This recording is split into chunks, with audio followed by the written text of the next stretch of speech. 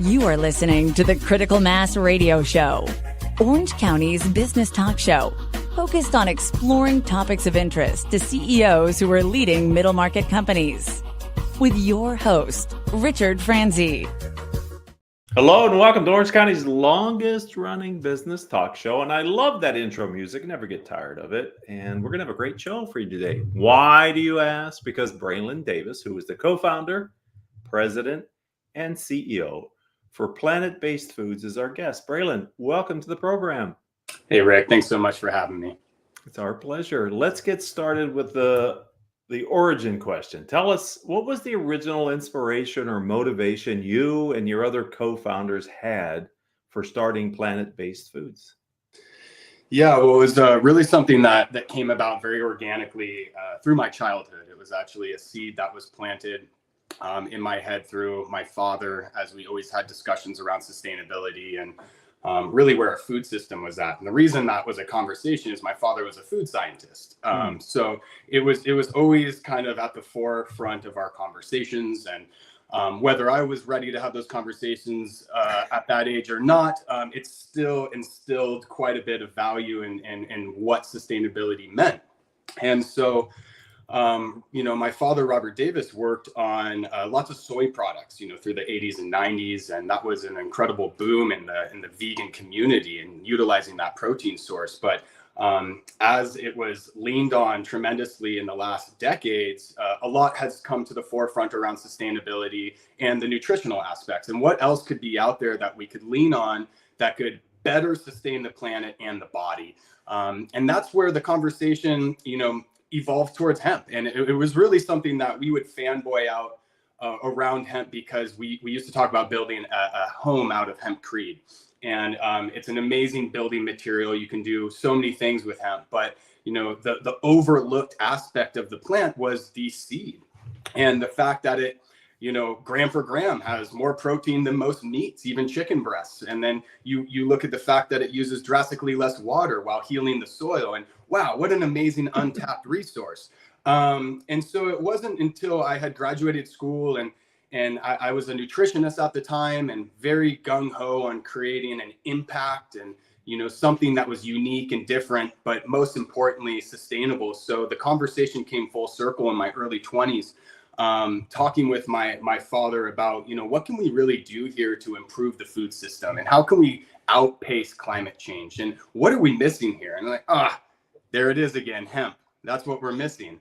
So we came back to it. I, at the time, had saved up, I think it was about $7,200 as a 20-year-old. I wrote the first check out to Robert, who had the brilliant idea of creating a meat analog out of this. And he came back from a pilot lab with the first meat analog, utilizing hemp proteins. And it blew me away. I didn't know what to expect at the time, but I was thrilled to see what came out of it. But I was also aware that at the time, and this is, around 2010, that the market wasn't necessarily receptive to a product like this yet. There was a lot of awakening that had to happen culturally and within the market itself. So we essentially put a pin in the concept, but decided to continue developing IP. And that was really the catalyst for me to go from kind of fanboy of hemp to full-blown fanboy of hemp. I mean, I was a huge cheerleader at that point. So I went on and spent the next 10 years working with different brands, all different kinds of product SKUs, from cosmetics, sunscreens, medical application, to cannabis and hemp. Anything that the plant touched, I was very fascinated with. And I started hearing the narrative shift and change and grow and become much more warm. The stigma was diminishing. From about 2017 to 2019, my conversations with people were changing dramatically, and they were warming up to the plant in a way that was, wow, this has stopped my child's epileptic seizures. Almost 80% gone just from this natural remedy. Wow. Then parents were coming to me, you know what? It's so impressive what this plant does. I started sprinkling it on my children's salads. And whoa, okay, hold on. So 2 years ago, people were telling me this is a drug. I'd never let my kids touch it, to wow, not only is it nutritiously fortified, but it has all these other amazing properties that can heal the body. Then you start compounding that with the quality that you can actually heal the planet and the body equally. And that was the catalyst within me and my co-founders to be like, now is the time. Now is the time to build some infrastructure around this concept and bring our IP to the market, because we know now that there will be some receptivity to it. And that was the journey. And it was a long journey, but it was a very educational journey. And it was a matter of pulling the trigger at the right time. And we feel that we did that. And we're really excited now to offer what I call the byproduct of our efforts, which is developing a food system. And the byproduct is actually plant-based foods and the products that we offer today in retail. You mentioned your other co-founders. Could you just briefly let us know who else helped you to get this business off the ground? Absolutely. Yeah. I mean, my closest partner, Ted Cash, he's our COO. He's one of the most brilliant guys I've ever worked with. And I couldn't have done a thing without him in this world. He's come in and driven our operations and accelerated the program tremendously. His involvement in the last 12 months helped us bring everything from the concept of the food system all the way to the fruition of sales into the retail space. So absolutely brilliant gentleman. And I've known him all the way back to the days where I wrote that first check at 20 years old. So I've known him for a very, very long time. Right.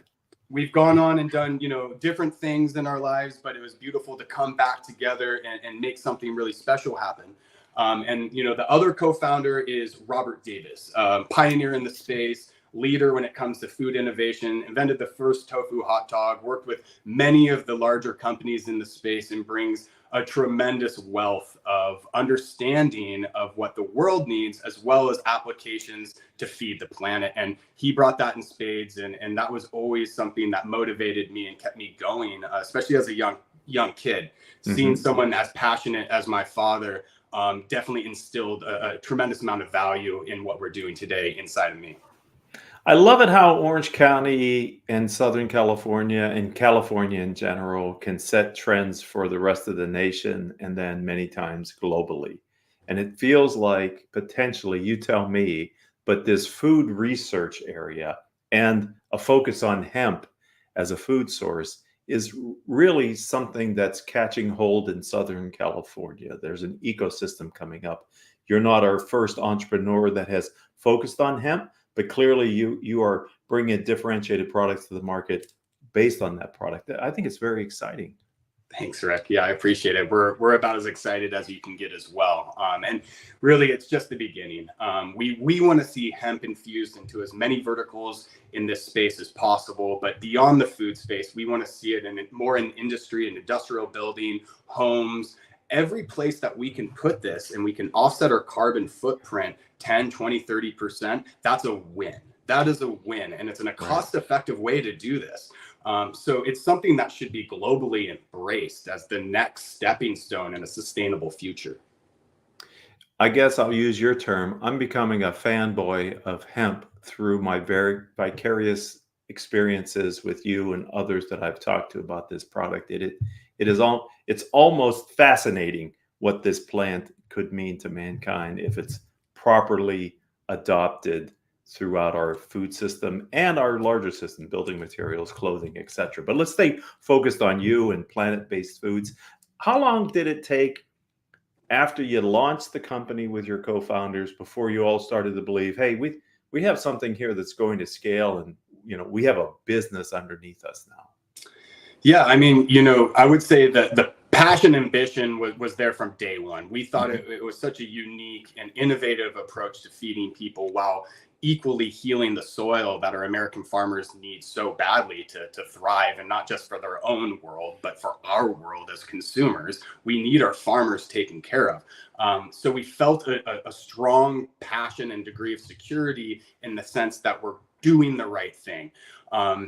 Beyond that, it was truly around, I want to say it was 2021 when we had first put everything together and we started getting calls from retailers and food service distributors were willing to bring us on And it was something along the lines of last December. I mean, we're still very new, but last December when Kroger came on with us and gave us a serious note of validation. And they said, we see what you're doing. We understand why this is important. And we are the biggest retailers in the game. And we're going to validate this and put you on our shelves. And that was a huge moment for us. I think I'm one of the few entrepreneurs in the space that have told Kroger no to a national rollout, which would have been a lot for an infant company to handle.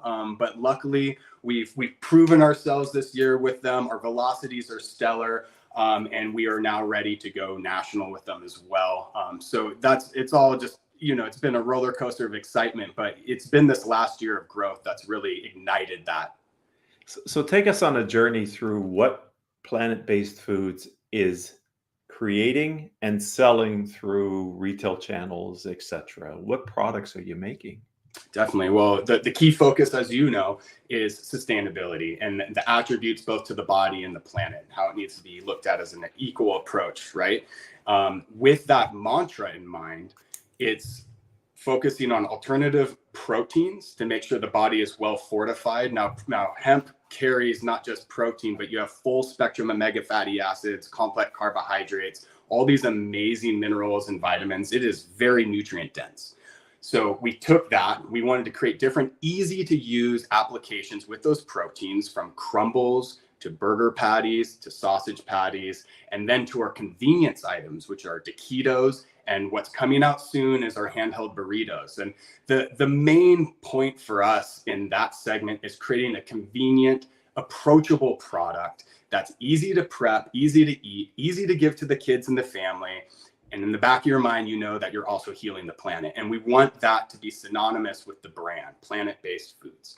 Now, we're also excited to announce that we're going into the non-dairy sector as well. We're really looking forward to creating that halo effect around the brand to showcase the viability of these ingredients, how it can be dispersed across so many different parts of the industry, and how it can make delicious food. We have one of the creamiest non-dairy ice creams in the planet. And we can point to hemp and say, this is a hemp-based ice cream. And it's a sustainable approach to doing this. And we are excited because we know how many people have dietary restrictions with dairy, including myself. And we want to be able to appeal to that segment of the market as well, and also educate people on the viability of this product. And we feel that creating products that can get out to more people will help further that mission. And that's why we're really focused this next year as well on non-dairy. You tell me, but it sounds like in listening to Braelyn that making products, food products that are a replacement for what we're already eating is sort of the easiest adoption curve for the consumer. It's a replacement of something they already know, a taquito or ice cream now, things that are familiar, just with a different set of ingredients. Yeah. And we're not out here to emulate or replicate. We just want to showcase that a plant-based product can be as good or better than the dairy alternative. At one point, I dreamed to envision seeing people go, oh, ice cream is plant-based, but then there's a dairy alternative, right? If you need dairy. But I see plant-based elevating the segment to a place where it is better than dairy. And I see that with our alternative meat as well. With the meat, there's a tremendous white space that was opened up by Beyond and Impossible. And a consumer came out of that was more aware that a highly processed fake meat may not be better than a grass-fed burger. And that consumer started really looking for a plant-forward option that is clean label. They know it's plant-based. It's not trying to be overly processed and pumped full of a bunch of ingredients that you don't understand that ultimately diminish the point of the product in the first place. They want something that's clean, simple, and plant-forward. Plant-forward meaning low processing, clean ingredients, and nutrient dense. And that's where we came in. We didn't want to emulate a burger or a crumble that tasted just like beef. We want it to taste like a seasoned, delicious entree, seasoned to perfection. You want it so good that you can nibble on it cold. That was what we went for in R&D. We would literally make our products, let them cool down. And if you could still pick at it and eat it while it was cold, that moves on to the next level of adoption. So I don't know if you've ever tried to do that with some of the other brands, but okay. So creating something that was well seasoned, great texture, and could satiate that appetite, that craving, right? And then bring it into a form that's similar enough to what the palate is used to, but can still stand on its own and not try to emulate completely or replace a dead animal. So how much time has it gone into that process of tasting and going, it hasn't hit? Because sometimes I think people will be listening to the show either live now or the podcast in the future or on YouTube. They may think, well, I'm going to sacrifice something to get the goodness that you're putting into it because it's not going to satisfy me the way the traditional stuff I'm used to eating will. How much work? It sounds like you put a lot of focus on creating an alternative that doesn't feel like you're sacrificing anything. And maybe to your point, you will enjoy it more from a palate perspective. Absolutely. Yeah. I mean, it took years. It definitely took years. And it wasn't because we didn't have a bunch of amazing options. It was about picking which direction to take from a seasoning profile and a texture profile. That I lend that to all the groups that we worked with, from a tasting panels, all the way, primarily to the R&D scientists that developed it and have a really good palate and understand, why you're going to put certain seasonings in it to create a certain flavor profile. And obviously Robert Davis, with his 40 plus years of experience, lended a tremendous amount to that. Yeah. So it was an evolving component with the R&D, but I can tell you, we never stop innovating. We never stop evolving. All of our products are under a microscope, and how can we improve it? How can we make it better? Not just from a consumer standpoint, but how can we make it better for the food chain itself? And creating that food system with zero waste in mind. And how do we make these products where we're not creating more waste? It all cycles into that thought process, and it never stops.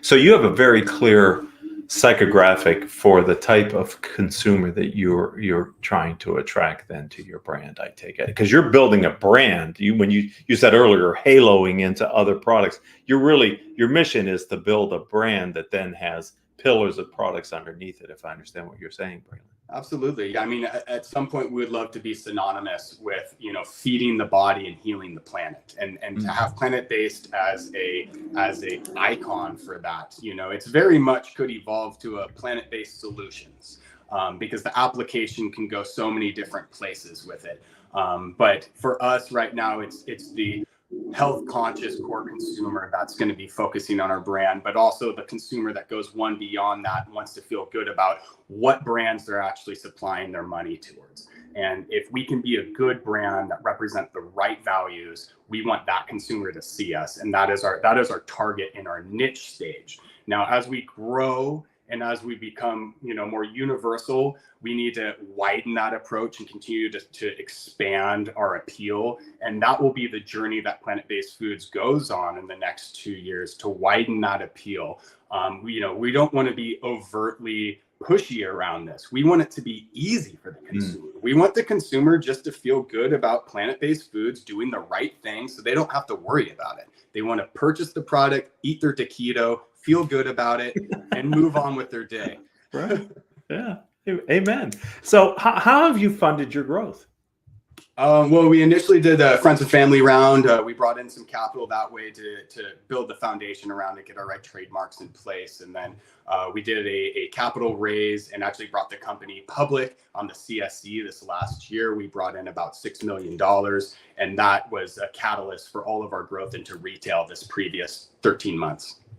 Excellent.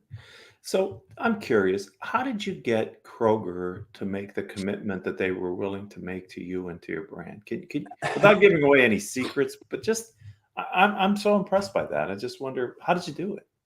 It's a good question. I wiggled my way into a fast pitch with Kroger, which is pretty much the only way you're going to cut all the red tape with them, because I have colleagues with brands that are 10 years old that are still struggling to get into Kroger.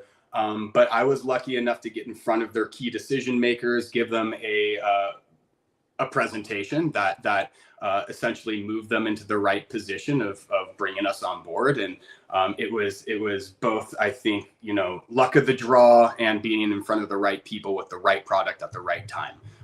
And we were able to bypass a lot of malarkey in order to do this, So we got it done. We got it done and expedited the whole process. And we were able to jump in front of what could have been a 3, 4, 5 year line. So that was a huge catalyst for growth. Well, and that's a certain risk came with that too, though, Braelyn. You could have went in there and that fast pitch could have failed. And so I think that's a teachable moment here on Critical Mass Business Talk Show, which is sometimes you got to put it on the line and take a chance, right? That's absolutely right. That's absolutely right. So speaking of good advice, best practices, is there a piece of advice that you've been given or that you like to give that you will share with my audience today? Yeah, well, there's a lot of advice I've been given. I can tell you that. Whether I'm the best at following all of it, I don't know. But I do say that passion as a catalyst for everything you do is the best fuel you'll have. And secondarily, focus. Focus on what components will drive the biggest wake that you can pull additional business in behind. So for us, it was our handheld items, and we're planning on giving it our full focus. So that way our products behind it have a chance to flow in under that success. You don't want to spread yourself out too thin, too quick, even if you have a bunch of really good ideas, which as an entrepreneur can be frustrating. You want to get those ideas out there. You want them to be embraced, but you have to be patient. And patience is the key attribute to all the other things compounded, right? As long as you have the patience there and you can see things come to fruition, give them time, let them come to fruition. Yeah, I can only imagine in your industry where there are so many choices for channels and with your product portfolio and having a superpower food like hemp underlying it that could do so many different things, staying focused on your core is probably a great discipline and message to share, because I could think you could become very easily defocused by trying to maybe boil the ocean in some way.